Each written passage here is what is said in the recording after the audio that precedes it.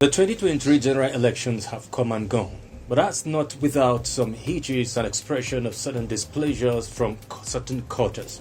However, the Presidential Tribunal verdict had already been given, which upholds the victory of President Bola Ahmed Tinubu. It is also greeted with apprehension, by some quarters, which of course some of the political parties have agreed and make an effort to appeal the verdict. Hello dear, thank you most sincerely for joining us on the Political Affairs, reaching you from Karma Television. My name is Chris Jacobs.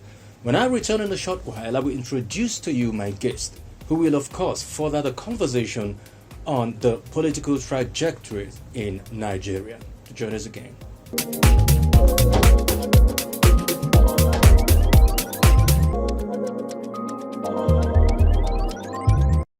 Alright, glad to know you're still there. But if you have just tuned in, you're watching Political Affairs on Karma Television. Now, I've been joined by Honorable Sunday Peters. He's a member representing Guyo constituency, and he joins me now to further this conversation. Honorable Sunday, it's a pleasure to have you on Political Affairs. Thank you. I'm always happy to be here, and thank you for having me. Good to see you. And I'm happy with what I'm seeing. That's right. Thank you. Now, of course, before now, elections in Nigeria have been characterized by litigations, and sometimes we used to experience, as a matter of fact, whether pre-election, election, or post-election violence, which of course is predicated on a vacuum, so to say, conducting an election without certain laws that regulate.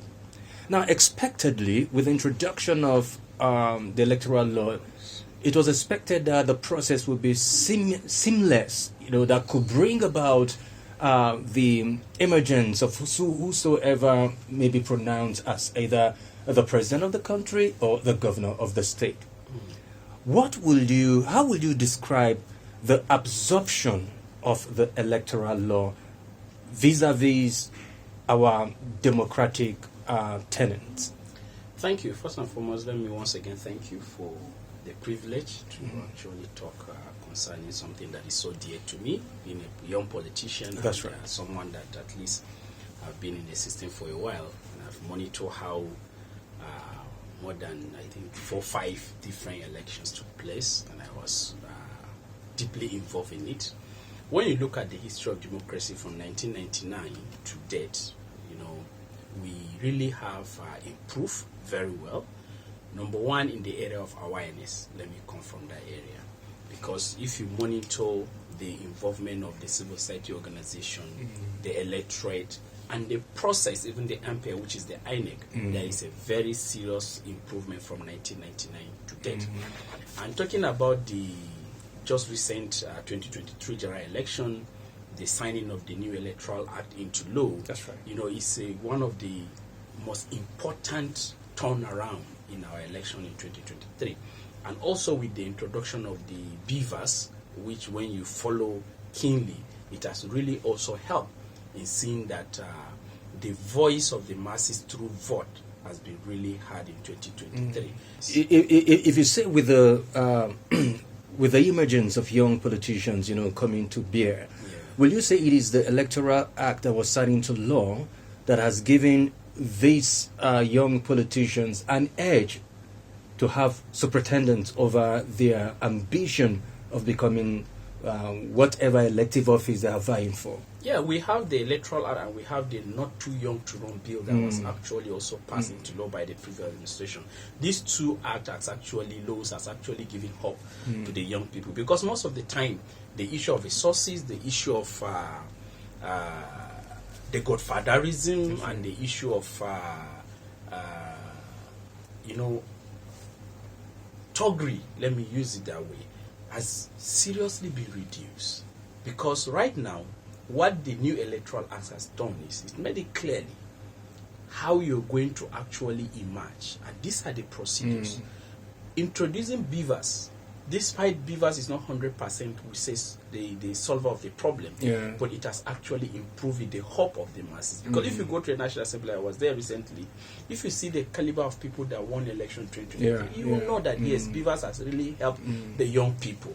And when you look at people coming from the different parties, the Labour Party, the NNPP, which are the new parties that just came up, you know that yes, the beavers or the new electoral really helped. And also, the awareness that was created. Most of the time, there is this fear among the young people that when you go into the politics, what you're going to meet is different from what people are saying. Sure. But a lot of people discover that it's not like that. It's all about people voting. It's all about protecting your vote.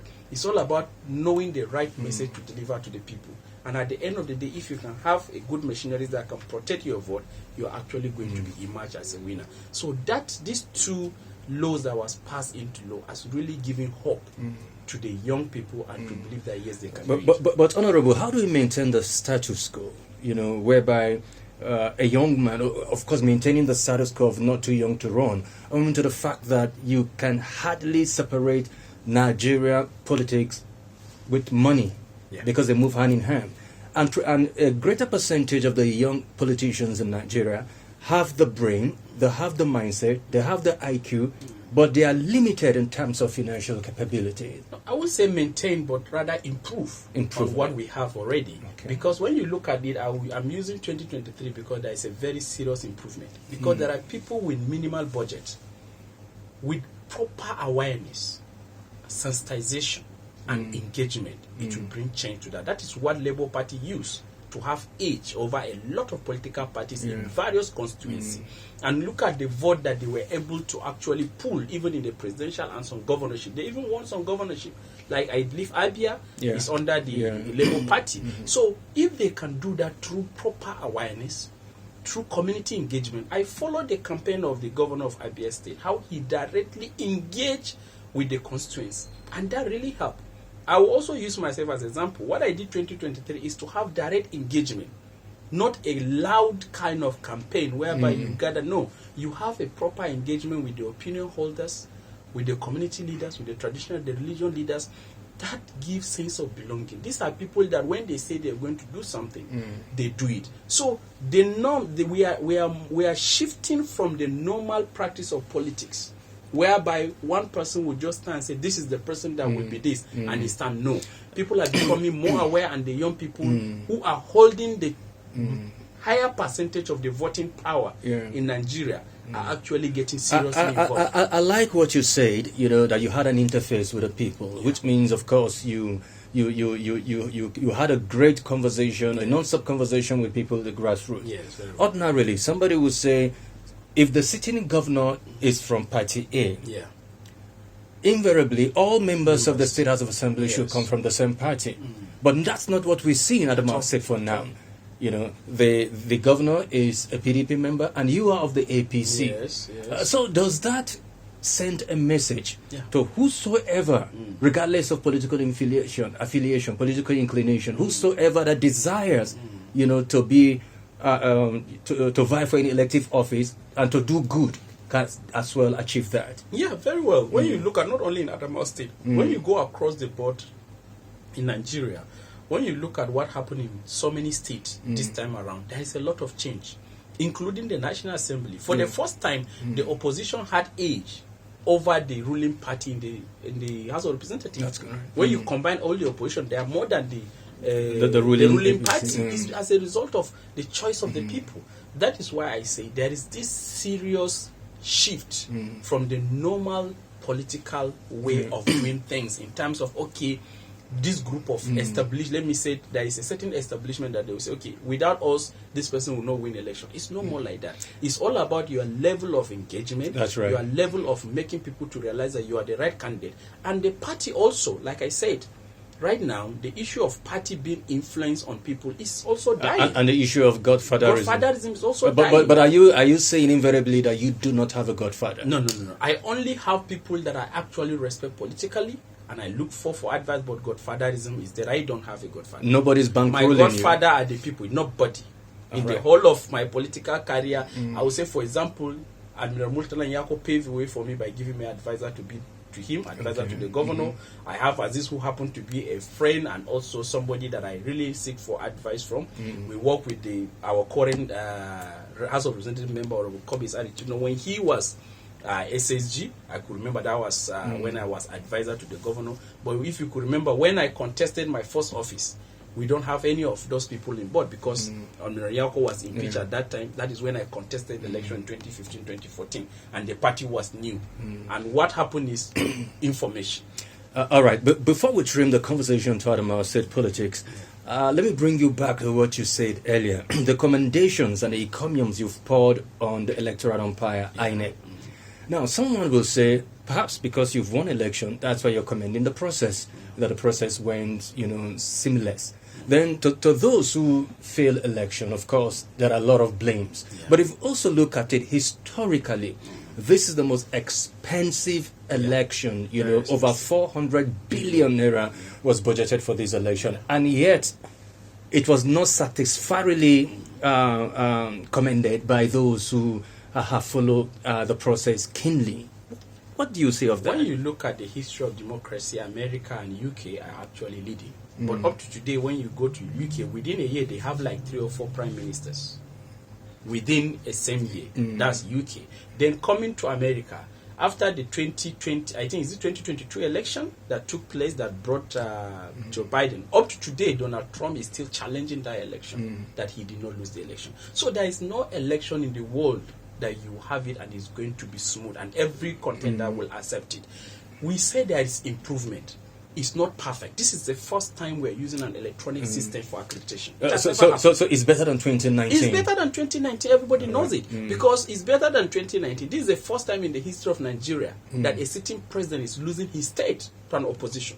All right. This is the first time it happened. I would like to catch your breath. When we return from this short time out, we look at the verdict, and that upholds the victory of Bola Tinubu. Then before we streamline the conversation, narrow it down to Adamawa politics. No problem. All right. Well, you're watching Political Affairs here on Karma TV. I've been speaking with Honorable Sunday Peters, members representing Guyu constituency. We'll be back in just a moment. Stay with us.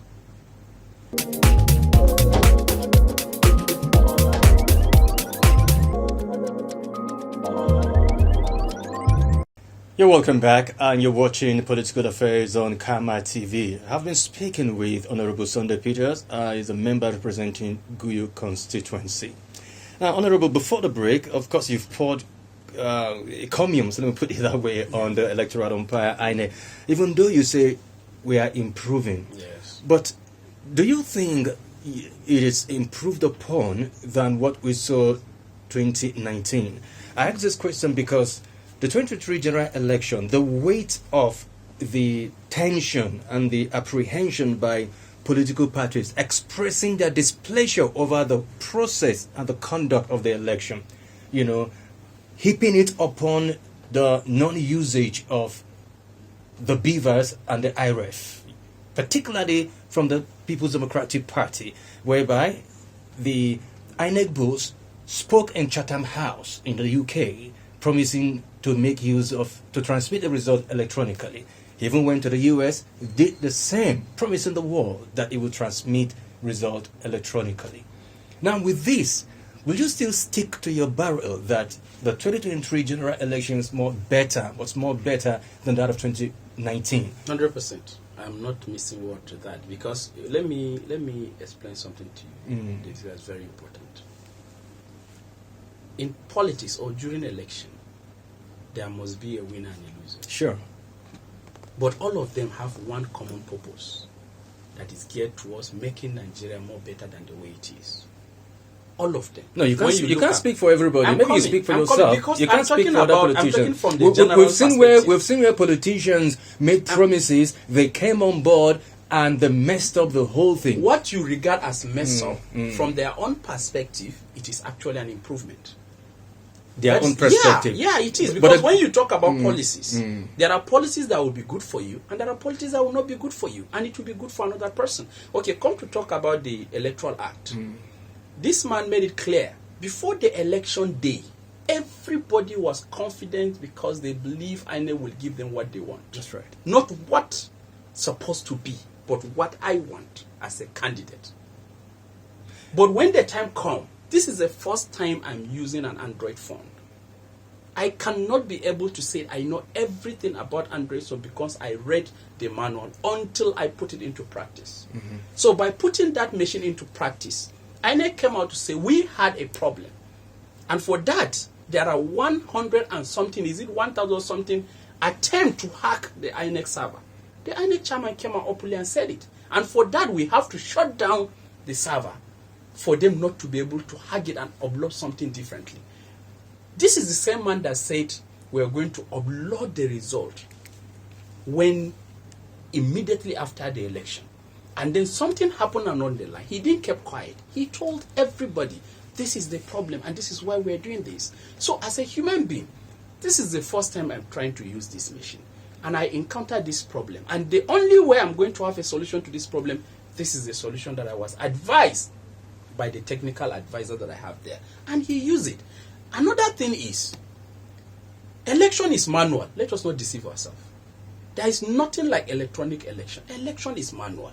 The only thing is the confirmation that they use the machine to reconfirm what they have on the register, your thumbprint, and your face. That is all. So there wasn't so much of a difference. It's not different. The only difference is the confirmation by the beavers machine to reconfirm you, and also not to change the figure on the beavers. Now, I'm coming. Okay. Not to change the figure on the beavers. That is why they have to include it in the Electoral Act, that the INEC have a power to use that machine for accreditation, not for voting. The difference is they didn't use that machine for voting. They use it for accreditation. And secondly, the transmission of the result we are talking about is the same result they give it to the agent. It's not a different result. The result they give it to my agent is the same result. They are going to scan it and post it on air. It's not that they are going to send us something, a different manual, electronic result. No, it's the same result they count at the polling unit. They are going to scan it and now send it on air. So are you saying invariably that INEC did not explicitly explain what the electoral law, should be like in terms of electronic transmission? I think INEC has exceeded their expectation of the beavers machine. Okay. They have exceeded their expectation. I think they did not do their back office check in terms of the issue of hackers. How are they going to actually handle that situation? And secondly, there is nobody, I'm repeating that, we are not perfect. The electoral process in Nigeria is still improving. We are still on the path to greatness, and we are making it more better every day. And you have seen changes. Where you said some parties are crying in the presidential election, when you go to the National Assembly members, they will tell you that the election was free and fair because they won their election. And in the same party, you go to some governors, they are pressing, the same thing happened. But come to think of it, our major problem, like I said, is we have to believe that in every election, whether it is free, fair, or not, the most important thing, if it is peaceful. That's right. And that is one thing that was recorded. Because the post-election violence in 2023 is to a minimal level, completely. Yeah. Number one. Number two, there is no high level of crisis recorded across the country, like killing, like everything like it used to be, because the expectation is high. If you had not won your election, if you had lost election, will you have also... I lost election in 20... No, I'm talking 2023. No, yes. 2015, yes. There was no electoral law. That is what I'm saying. In 2020, in 2023, if assuming I lost my election... Will you still speak the way you're talking? I did it in 2015. That's why I'm telling you. That was 2015, Honorable. We're talking about 2023. That's what I'm saying. Look at what happened in 2023. I'm sorry to use that word. Apart from the Electoral Act, I mentioned something. I said there is high level of awareness concerning this election. I have never seen election that has received massive awareness from the politicians, from the religious organizations, from the civil society organization, and from the government concerning how to vote, how to protect your vote, and every method. So there is serious awareness. In the whole of my constituency, my party didn't win any election. I'm the only person that won. So it's not actually about party A, party B. It's about what the electorate want. When I'm reading something in Kaduna, there is somebody that is just an Okada rider. Yeah. They just call him. He was passing. They call him. They are discussing. He said, "Give me the phone." He filled the phone. He won. Labour Party, Yobe. Yeah. They have their serving speaker lost election to a 25-year-old young person.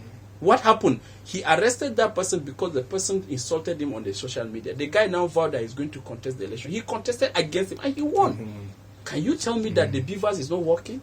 It works. All right. Now, let's talk to the judiciary a little bit, because there's this normal saying that seems to be a straitjacket thing, that you hardly can oust a sitting president even after there has been litigations, as long as the president is sworn in, in Eagle Square, and that has never happened in the history of Nigeria. And we've seen where African countries, have ousted, not by coup, but by judicial jurisprudence, where, of course, like Kenya, it happened in Kenya. Now, with the verdict that happened recently, will you say there is a precedent that is set already that Nigeria should hinge upon going forward? When you listen keenly and you pay attention to the yesterday's verdict, I don't want to go deeply because I'm not a learned person when it comes to issue of law, but with my little knowledge of what transpired yesterday, that's why, number one, they transmitted live. Because they want to remove doubt in the minds of Nigeria because of the high expectation. Okay, one of the takeaway from that judgment yesterday, for example, you said you won the election and they removed some percentage of your vote and they added to another candidate. Where did this thing take place or took place? How many votes was removed from your own and added to the another candidate? And from which unit, at which level does that happen? That is one. Two, you are challenging vote in 18,000 polling units out of 176 or 73 plus unit in Nigeria. And you said there are irregularities and overvoting. But from the judgment, they said you did not mention the names of the units, you did not mention the number of votes, and what are the category of irregularities that took place in those places. You talk about corruption. What are the what happened? Why are you what areas are you challenging the corruption? So when you look at it deeply, judiciary is the last hope of a common man. Establishing an electoral case is very difficult. Indeed. Because of our constitution and our electoral act. It's very difficult to prove, more especially when it comes to presidential election. I was discussing with somebody yesterday. I said, if you are bringing witness from 18,000 polling unit to Abuja to come and testify it, because that is the norms, you're supposed to bring somebody from there. Yeah. We did an just approximate arithmetic. We said, okay, let's say you are spending 100,000 on each of these witness. That means it's 1.8 billion. And how many politicians are God ready bless for you that? Can afford to do that. So automatically, the issue of even going to tribunal shouldn't even arise of conversation. I think that there is no better way to end this conversation than now. I want to thank you so much. Thank you so much. Sincerely, Honorable Sunday Peter, thank you. representing Guyu constituency. Thank you once so again. I will hope to see more of you again, problem. right? Thank you so much. I'm happy to be here. Thank you. You're welcome. Thank you. Well, that has been a conversation with Honorable Sunday Peter, member representing Guyu constituency. Join us again, same time, same station, even as we come with another edition of the program, Political Affairs. Until then, stay safe. I remain yours sincerely, Chris Jacobs. God bless Nigeria.